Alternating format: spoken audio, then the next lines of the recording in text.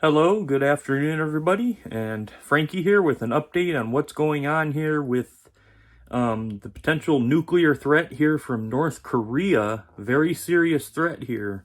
They've been launching ballistic missiles and testing them pretty much on a daily basis here, and there's a growing threat of a nuclear strike here in the U.S. It could be an EMP, or it could be just a straight up nuclear weapon. We're not sure exactly. That'll be figured out in later times here, because we don't know exactly when this is going to happen. It's not about if, it's about when. We are really getting, we're having major problems with North Korea, Russia, and China. So we have three different threats out there. This could turn into World War III very quickly. So I wanted to warn everybody that North Korea has threatened retaliation with a nuclear strike. So I want everybody to be very aware of the situation that's going on. Make sure you pay attention to news outlets.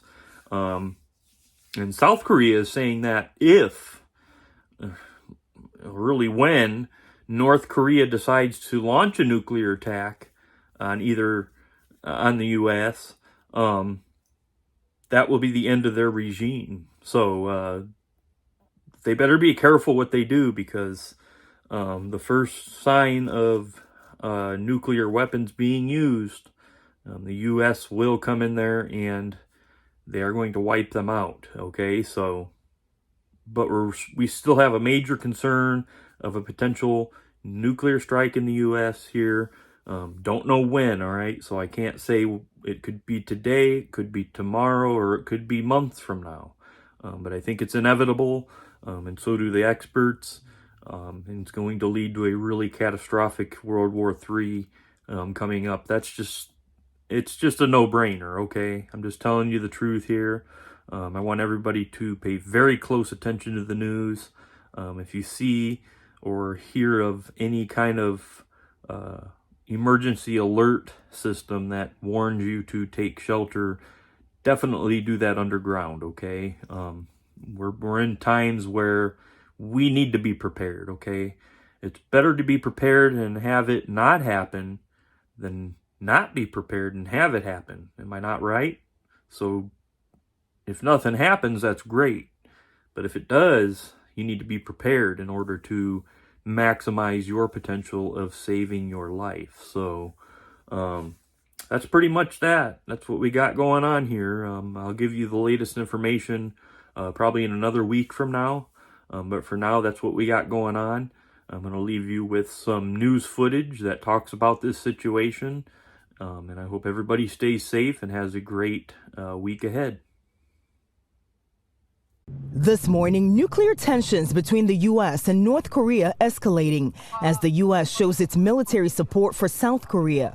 The North blasting the U.S. for, quote, reckless military moves after this U.S. nuclear-armed ballistic submarine docked in the Korean peninsula. North Korea's defense minister threatening possible nuclear retaliation. Rhetoric like that, it's incredibly dangerous. We're not there to instigate.